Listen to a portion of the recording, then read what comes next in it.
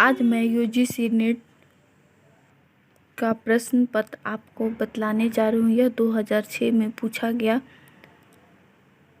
प्रश्न है। अगर आप लोग को अच्छा लगे तो आप इसे लाइक ज़रूर कीजिए, अच्छा नहीं लगे तो आप डिसलाइक भी कर सकते हैं। तो सबसे पहले प्रश्न मैं बतलाने जा रही हूँ। खड़ी बोली का प्रयोग सबसे पहले किस पुस्तक में हुआ? तो प्रेम सागर में। प्रेम सागर लल्लू लाल जी की रचना है। यह 1803 ईस्वी में प्रकाशित हुआ था। भारतीय भाषाओं को भारतीय संविधान की किस अनुसूची में शामिल किया गया है? अष्टम में।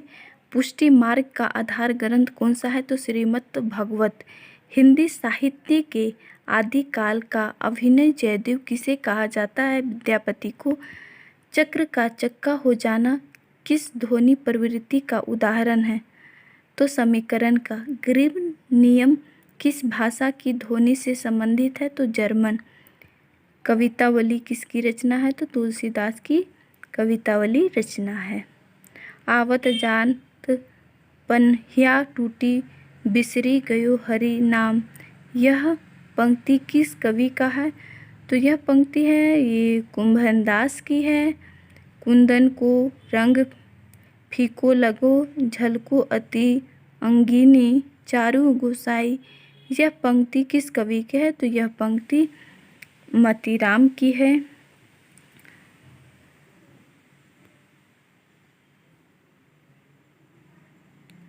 तंत्री नाद कवित रस सरस राग रीति रंग, अनबूढ़े बूढ़े तीरे जे बूढ़े सब अंग, इस दोहे में कौन सा अलंकार है? तो यह विरोधाभास अलंकार है।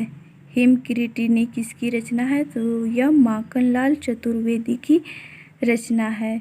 कछुआ धर्म किस विधा की रचना है? तो कछुआ धर्म है। कछुआ धर्म निबंध विधा की है। ए लड़की किसकी रचना है? तो आप लोग इसे ए लड़की किसकी रचना है? तो ये लड़की कृष्णा सोबती की रचना है।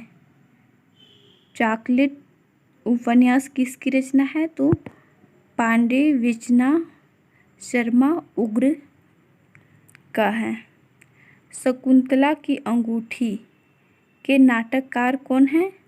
तो आप इसे बताइए और मैं आगे बतला रही हूँ। तो शकुंतला की अंगूठी सुरेंद्र वर्मा की है। आह वेदना मिली विदाई किस नाटक के गीत हैं?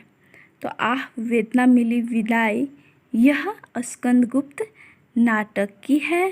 तो स्कंदगुप्त जे शंकर प्रसाद का नाटक है।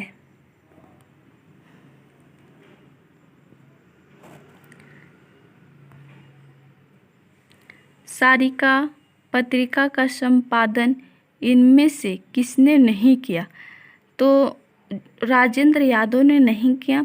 यूजीसी नेट में ज़्यादातर प्रश्न नहीं किया यह पूछा जाता है, इसे आप अच्छे से याद कर लीजिएगा। और यूजीसी नेट का तो नवंबर में होने वाला एग्ज़ाम है, 13 नवंबर को। आप लोग इसे अच्छे से पढ़ लीजिएगा।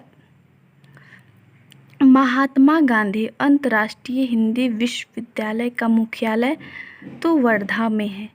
काव्यानुभूति की जटिलता चित्रवृत्तियों की संख्या पर निर्भर नहीं बल्कि संवादी विसंवादी वृत्तियों के द्वंद्व पर आधारित है।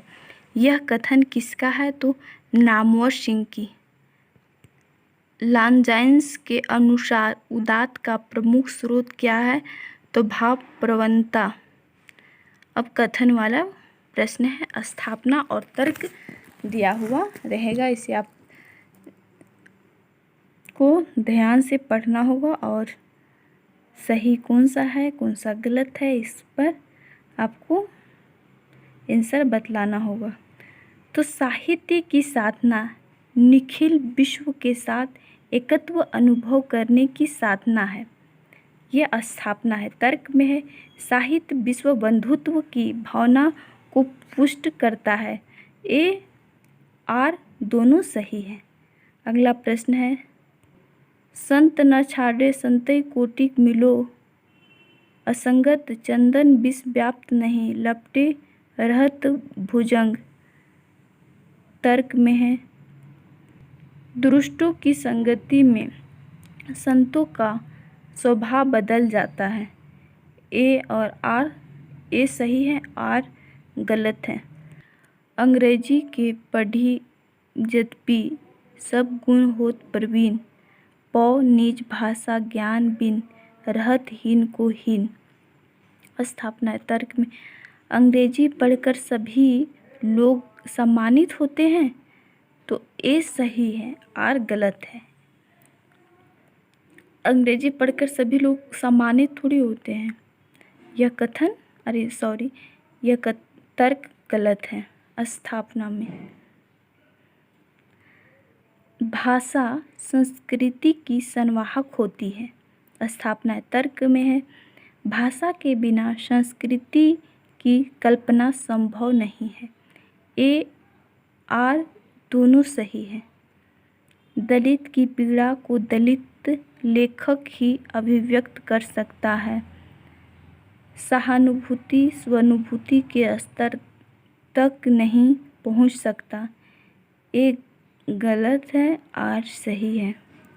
अगला प्रश्न है, काल क्रम के अनुसार रचना को सही क्रम में व्यवस्थित करना होता है, तो इसका ए सही है। मतवाला, कल्पना, सारिका, पहल।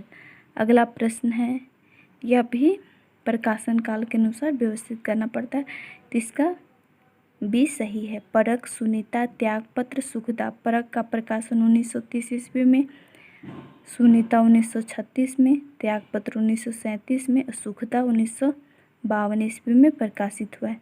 अगर आप लोग को इसी तरह से आगे और चाहिए तो आप कमेंट ज़रूर कीजिए और शेयर ज़रूर कीजिएगा, जिससे ज़रूरतमंद लोगों तक यह वीडियो पहुंच सके।